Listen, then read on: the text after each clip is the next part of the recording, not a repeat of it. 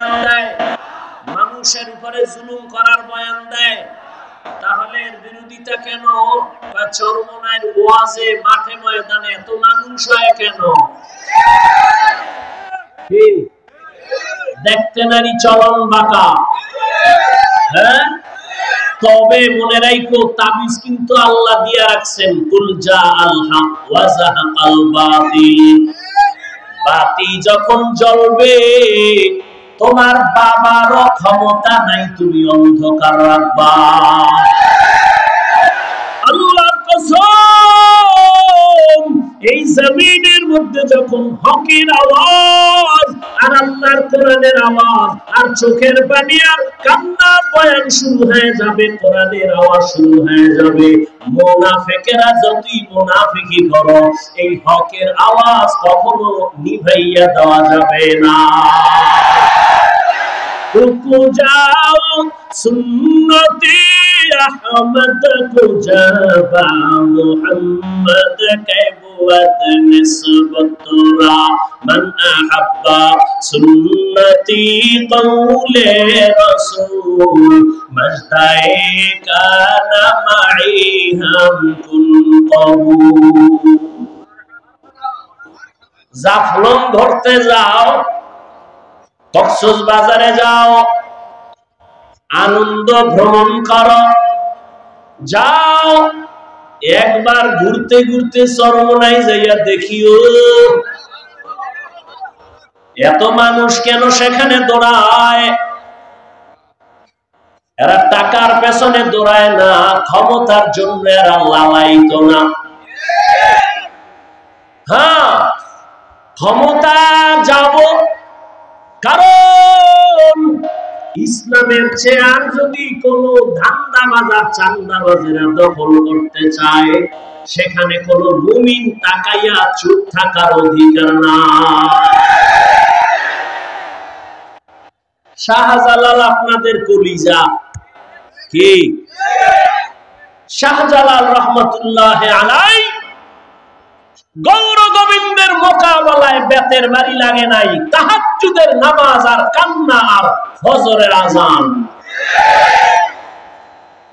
কি ফিটাফিটি করছে, খুনাখুনি, রক্তের বন্যা। হ্যাঁ, প্রয়োজনে তুমি অস্ত্র ব্যবহার করবা, তবে আগে তোমার বডি থেকে পা পর্যন্ত তুমি মদিনার আদর্শ লাগায়া দাও। এরে নবীর আশিক, মানুষকে যদি ডাকো কল্যাণের পথে আসো, আল্লাহর কসম আমার মদিনাওয়ালা নবীর আদর্শ ছাড়া কল্যাণ হবে না। নবীজির আদর্শ নিয়া বান্দা তুমি আগাও, কল্যাণ তোমার সামনে সুনিশ্চিত এসে যাবে, কোনো টেনশন নাই। কারণ এই দুনিয়ায় যত আদর্শওয়ালা দেখো, একটু যুবকেরা জবাব দাও, নবীজির আদর্শ থেকে দামি আদর্শ আছে কার? নাই। কেউ যদি বলতে পারো হে যুবক, শেখ মুজিবুর রহমান সাহেবের আদর্শ নবীর থেকে ভালো, তাহলে আমি হাফিজুর রহমান বললাম, আমি নবীরটা বাদ দিয়া শেখ সাহেবেরটা নিব। কেউ যদি বলতে পারো মদিনার নবীর আদর্শ থেকে জিয়াউর রহমান সাহেবের আদর্শ ভালো, আমি মদিনারটা বাদ দিয়া জিয়াউর রহমান সাহেবেরটা নিব, বলতে পারবানি? ওরে জিয়াউর রহমান কেন, শেখ মুজিব কেন?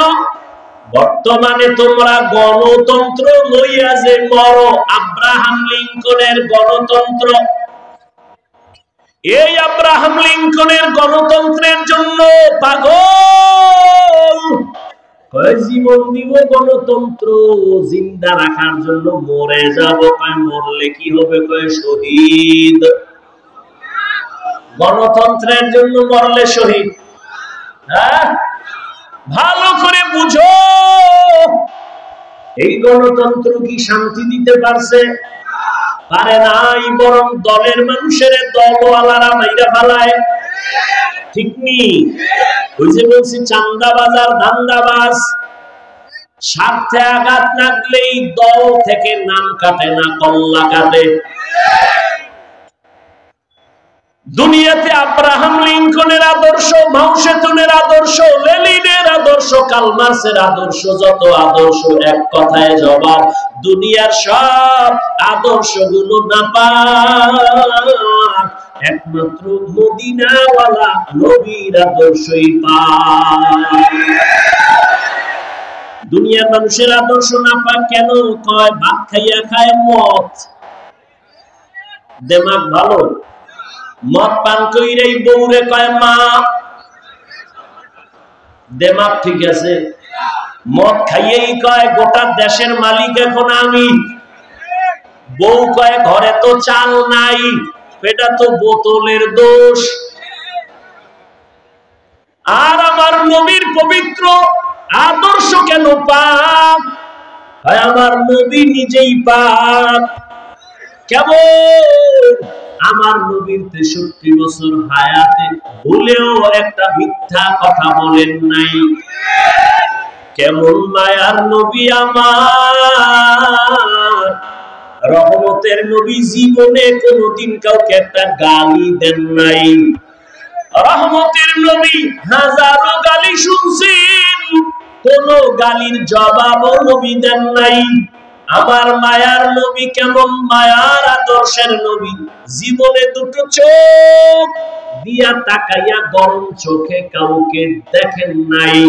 এমন মায়ার নবীর আদর্শ ১৫০০ বছর পরে সিলেটের আলিয়া মাঠে নবীর আদর্শ মানার কারণে এই বিশাল প্যান্ডেলে পুলিশ ছাড়াই নিয়ন্ত্রণ করা সম্ভব। हकीकत से तू दुनिया बेखबर है, दुनिया की नुमाइश पर नजर है, नबी गोयम के आज दुनिया जुदा बस, बहरकारे के बाशी बा खुदावास। রহমতের নবীর আদর্শ কেমন সুন্দর, আঙ্গুলের নখগুলো কেমনে কাটবা সেখানে নবীর আদর্শ আসেনি। মাথার চুলগুলো কেমনে রাখবা, কেমনে কাটবা, নবীর আদর্শ আসেনি। দুনিয়াতে যত আদর্শওয়ালা দেখো, কারো আদর্শের মধ্যে নখ কাটার নিয়ম নাই। রহমতের নবীর আদর্শ এত সুন্দর, ব্যক্তি জীবন থেকে রাষ্ট্র কেমনে চালাইবা সেখানেও নবীর আদর্শ আছে না নাই? রহমতের নবী কি রাষ্ট্র চালান নাই? আবু বকর সিদ্দিক রাষ্ট্র চালান নাই? আল্লাহ বলেন আমার আদালতে দাঁড়াইয়া হিসাব দেওয়ার ভয়, যারা গুনাহ থেকে নিজেকে বাঁচায় রাখবে এদের দ্বারা কিয়ামতে আমি জান্নাত দিব, আর এদেরকে দুনিয়ায় আমি বাদশাহীর সম্মান দান করব। আর কে দারাত খৌফে হক দর দিল মাদাম, জান্নাতুল মাওয়া দেহত উরা মাকাম, জুজবা হাকচি জে মাখাজ ইনসজা ফজলে উআ মস্তে দরজুম লা জাহান। এই সিলেটের যুবকেরা, আওয়ামী লীগে গিয়া যদি দাড়ি কাটার সুযোগ থাকে, বিএনপিতে গিয়াও থাকে, আবার কোন ইসলামী দলে ঢুকেও যদি দাড়ি কাটার সুযোগ থাকে, তা আওয়ামী লীগ, বিএনপি আর তোমার ইসলাম তো সূরাতে একই হয়ে গেল। তা ইসলামটা কি আওয়ামী লীগের মতো? ইসলামটা কি বিএনপির মতো? আওয়ামী লীগ বিএনপি মহিলা নিয়ে এক চেয়ারে এক লাইনে বসবে, তুমি যদি হুজুরের দাবি কইরা তুমিও বসো তো এক হয়ে গেল। কি ভালো করিয়া বুঝিও, আল্লাহর আদালতে দাঁড়াইয়া হিসাব দেওয়ার ভয় অন্তরে জমা করিয়া রাষ্ট্রের চেয়ারেও যদি বসো, আবু বকর কেমন বসা বলছেন, একদিন আবু বকর খেলাফতের দায়িত্বে আছেন, বিবি সাহেবা বলেন আমার মিষ্টি খাইতে মনে চায়। কি মনে চায়? মিষ্টি খাইতে মনে চায়। তখন আবু বকর সিদ্দিক রাদিয়াল্লাহু আনহু কই আছেন? পুরা দেশের ক্ষমতা তার হাতে। হ্যাঁ, তা আবু বকর সিদ্দিক বলেন, ও বিবি, মিষ্টি খাওয়ানোর টাকা আমার হাতে নাই। এ রাজনীতি বুঝো, তোমার ধান্দাবাজি আর চান্দাবাজি না, ইসলামের রাজনীতি বুঝো। না পাক তো কম খাইলা না, আর কত? শিয়ালের হাতে মুরগি রাখছো আমানত, টাইম দিছো 3 দিন, শিয়াল ভন্ডিত করে দোয়া চাই, মা হোসাই একদিনও না। জিন্দা কেন, মরাও পাইতে না। শিয়ালের হাতে মুরগি দিলে যা হবে, ধর্মের চাবি বেনামাজি সুদখোরের হাতে দিলে তাই হবে। দিছে কারা? জিব্রাইল। কে দিছে? জোরে কও। হ্যাঁ, তোমরা চাপাবাজি করছো, ইসলাম চাই, ইসলাম চাই। ভোটের আগের রাতে তাহাজ্জুদের টাইমে বরকতের হাদিয়া খাইয়া সকালে কিবলা ঘুরায় দিছো, ঠিক নি? আল্লাহ হেদায়েত দান করুন। এরে যুবক, খাইলেও দিন যায় না, খাইলেও দিন যায়, তবে পায়ে পড়ে বলি হারাম খাইও না। কয়দিন আর বাহাদুরি করবা?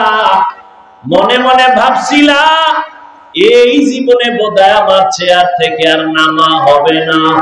আমার মাওলায় যদি কবুল না করে 1 সেকেন্ডও বসার অধিকার থাকে না। ওই আল্লাহ বিলিও গেছে, আল্লাহও গেছে না, আছে? তাহলে সান্দু হিসাব করে শুইল, পায়ের গিরা গুড়া শুইটা যাইব হঠাৎ করে, দেখবা চাকার তলে মাথা ঢুকে গেছে, মা কইয়াও ডাক দিতে পারবা না। সতর্ক হয়ে যাও, জুলুম কইরো না, মরার আগে বিচার শুরু হয়ে যাবে। আল্লাহ হেদায়েত দান করুন। এরে যুবক, আবু বকর সিদ্দিক রাদিয়াল্লাহু তাআলা আনহু বললেন, মিষ্টি খাওয়ানোর কি নাই? টাকা নাই। কিছুদিন পরে বিবি চুপ হয়ে গেলেন। কিছুদিন পরে আলাদা কিছু টাকা জমাইয়া আবু বকর সিদ্দিক রাদিয়াল্লাহু তাআলা আনহুর হাতে দিয়ে কয়, নেন, আপনার যেহেতু টাকা নাই, আমি কিছু টাকা দিলাম, এটা দিয়ে মিষ্টি আইনা দেন। আবু বকর কয়, টাকা পাইছো কই? আপনি কইবেন নি বউরে? আপনি মনে মনে কইবেন আলহামদুলিল্লাহ, আলহামদুলিল্লাহ। এরকম চুরি ফিরে আইনা দিল, ডবল আলহামদুলিল্লাহ। কি বউ টাকা আইনা দেখ, আরো দিও, বাপের বাড়িটা দে। যৌতুক তো আছেই, সিলেটে যৌতুক নাই। বিয়ার আগে কয়, মাইয়া নিমু, বিদেশের ভিসা দিবানি। বিদেশ যাবো। বউ থুইয়া যাবো, পাহারা দিবে কে? আমার ছোট ভাই। হ্যাঁ, আমি মিছা কথা বলি। আল্লাহ হেদায়েত দান করুন। जिंदगी में बंदगी तू कर नहीं, जिंदगी में बंदगी तू कर नहीं, जिंदगी में बंदगी शर्मिंदा है, जिंदगी में बंदगी शर्मिंदा है। यहाँ हम सब मुसाफिर, दिल ना लगा, अहले दिल की नजर से रूह करता जा,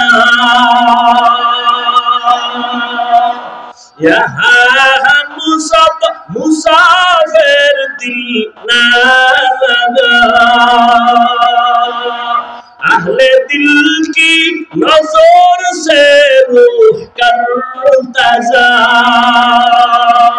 शाह दौलत सब फकीर घर नेक नेहे शाह दौलत सब फकीर गर नेक नेहे जिंदगी में बंदगी तू कर रही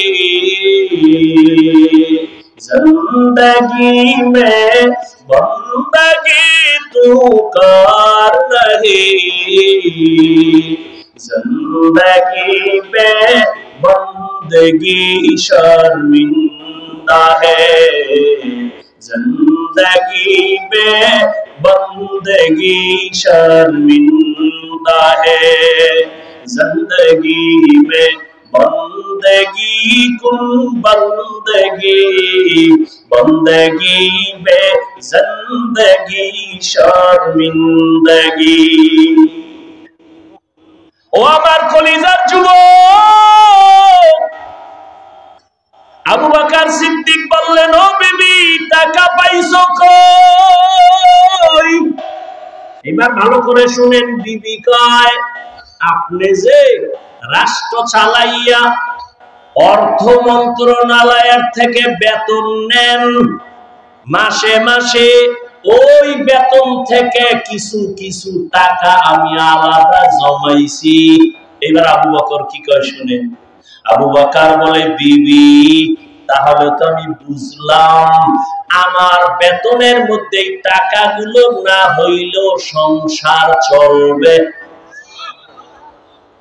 এরে বিবি আমার বেতন থেকে যদি এই টাকা না থাকে আমার সংসার চলবে আগামী মাস থেকে আমি এই টাকা কমাইয়া বেতন নিব হরকে দারত খৌফে হকদার দিল মদাম জন্নাতুল মাওয়া তেহত রামাকাম জুজবা আকাচি জয় মখাজ ইনসুজা ফজলে গুআ মস্তে দরজুলা জাহান আবু বকর এত কিছু করলেন ভয় আছে না নাই কিসের ভয় জনগণের আল্লাহর আদালতে দাঁড়াইয়া হিসাব দেওয়ার ভয় এত বড় আল্লাহর ভয় নিয়া বাগের বাচ্চা হযরত ওমর খেলাফতের দায়িত্বে যখন বসছেন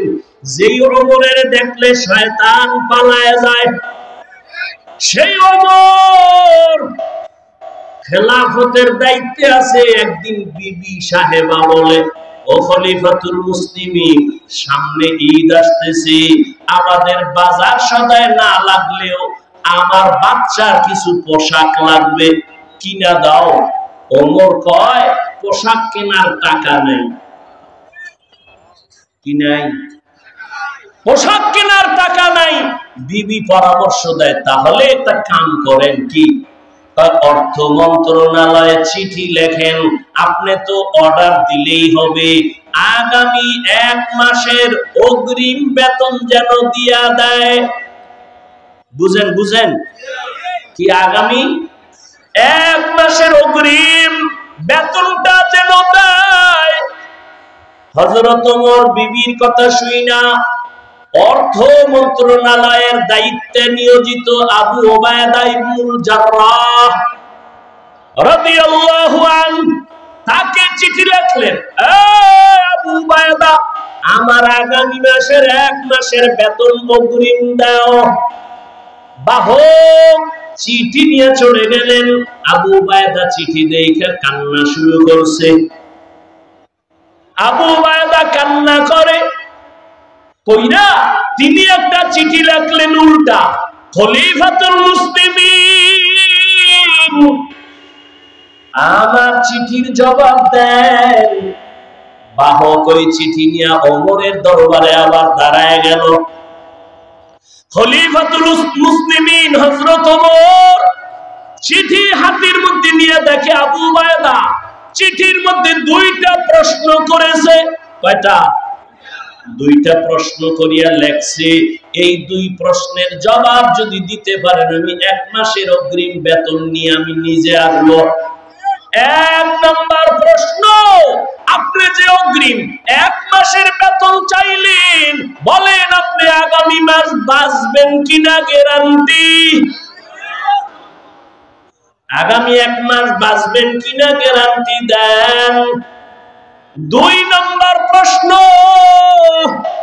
আপনি যে চেয়ারে বসেন ক্ষমতায়, আগামী 1 মাস আপনি ক্ষমতায় থাকবেন কিনা, জনগণ রাখবে কিনা গ্যারান্টি দেন? আগামী 1 মাস ক্ষমতার চেয়ারে থাকার গ্যারান্টি আছে? আগামী 1 মাস আপনি ক্ষমতার চেয়ারে থাকবেন না জহুরের আগে ভাগবেন? বলার কোন উপায় আসেনি। ওমর চোখের পানি ছেড়ে কান্না করেন আর বলেন, হে মালিক, এমন আবু উবায়দা আমার অন্তর চোখ খুলিয়া দিল, তুমি আমারে হেফাজত করেছো, আবু উবায়দা ইবনে জাররাহকে তুমি কবুল করে নাও। এটা কেমনে সম্ভব? ক্ষমতায় বইয়া এত ভয় আমার আল্লাহর আদালতে হিসাব দেওয়ার ভয় যদি থাকে, এখনো সেটা সম্ভব। বাংলাদেশে বর্তমানে আলেম আছে চেয়ারম্যান, কথা বল, আপনি তো জানা মতে আছে না? যেমন হেদায়েতুল্লাহ আজাদী বাংলাদেশের আলোচক বক্তা, বর্তমান রানিং চেয়ারম্যান। বিবারিয়া আছে আমজাদ হোসেন আশরাফি, নাই? নোয়াখালী আছে হাফিজি হুজুরের জামাতা খালেদ সাইফুল্লাহ দামাত বারাকাতুহু, সাইকেলে চালের বস্তা লইয়া বাড়ি যাইয়া মেপে মেপে সরকারের বরাদ্দ করা চাউল দিয়ে আসে। আলেম ওলামারা জনগণের দায়িত্ব যদি নেয়, আলেম টুপিওয়ালা পাগড়িওয়ালা তসবিহওয়ালা যদি জনগণের দায়িত্ব নেয়, কিছু হবে না হবে জানিয়ে, তবে চুরি হবে না, দুর্নীতি হবে না। সিলেটের যুবক, বাংলাদেশের বিজয়ের পতাকা শাহজালালের এই জন্মভূমি, এই মাতৃভূমি সিলেট, শাহজালালের এই পূর্ণভূমি, এখান থেকেই বাতিলের পতন হয়েছে, হকের পতাকা উঠছে। ও যুবক, আবার রেডি হয়ে যাও, কোন ডান নাই বাম নাই, উলামায়ে কেরাম আমাদের যেদিকে দেখুন ডাক দিবে, সিলেটের থেকেই আমার হকের পতাকা নিয়ে যুবকেরা ময়দানে নামার জন্য তৈরি আছো কিনা বলো? নারায়ে তাকবীর!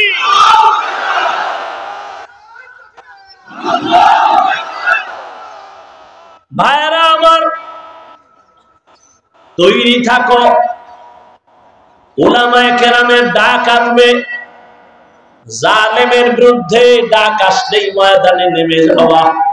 মুসলমানের আন্দোলন একবার না বারবার, মুসলমান জীবন একবার দেয় না বারবার। কোন নেতার জন্য না, ইসলামের জন্য। কি?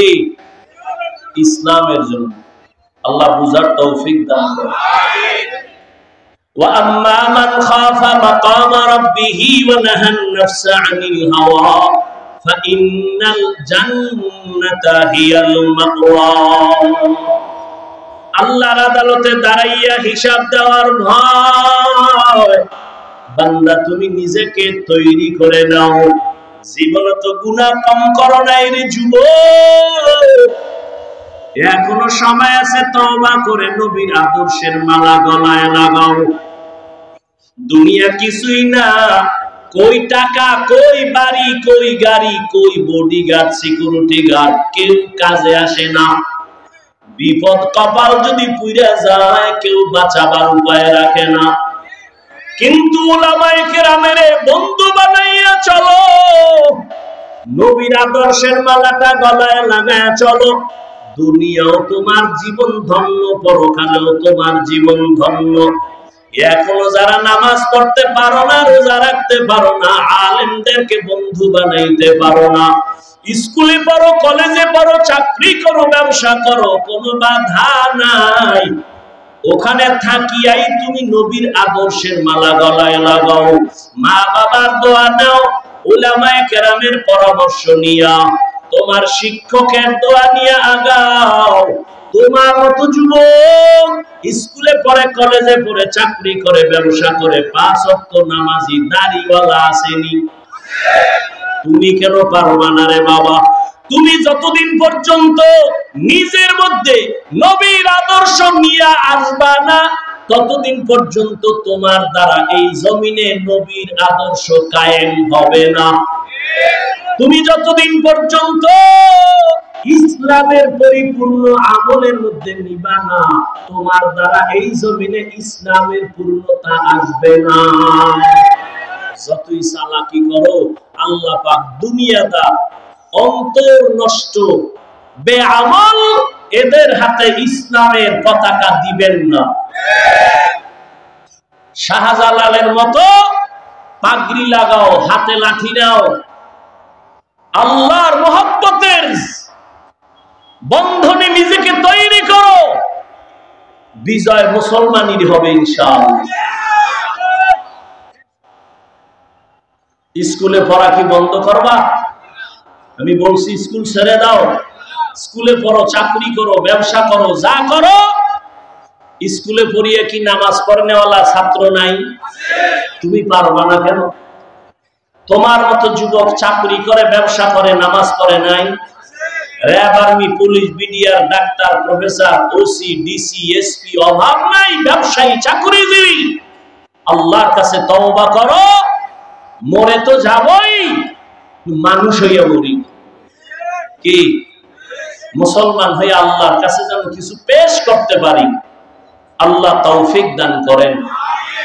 উলামায়ে কেরাম আল্লাহর প্রিয় বান্দা, যাদের বয়ানে দিল নরম হয়, চোখে পানি আসে, এদের মুহাব্বত আর দোয়া নিয়ে নিজেকে তৈরি করে নাও।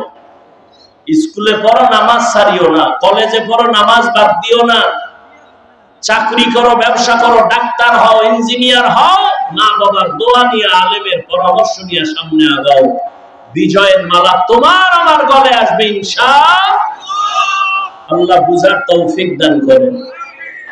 বিশাল আয়োজন, অনেক উলামায়ে কেরাম বয়ান করবেন, শেষ হযরত পীর সাহেব হুজুর দোয়া করবেন। যাদের বয়ানে পাথরওয়ালা দিল গলে চোখে পানি আসে, হ্যাঁ, কান্না জীবনের বড় পুঁজি। আল্লাহর মহব্বত নিয়ে শেষ দোয়া করে যাবেন তো আপনারা ইনশাআল্লাহ। বাড়ি গিয়ে কোনো কাম আছে? এখান থেকে বের হইলেই গুনাহ শুরু। চোখের গুনাহ, হাতের গুনাহ, কানের গুনাহ, অন্তরের গুনাহ। আর গুনার ফ্যাক্টরি তো পকেটে নিয়ে আসেন মোবাইল। সারা রাত মোবাইল চালাবেন আর কবিরা গুনাহ করবেন। এই জীবন আর কত? এখন থেকে তৈরি হয়ে যান, আর গুনাহ করব।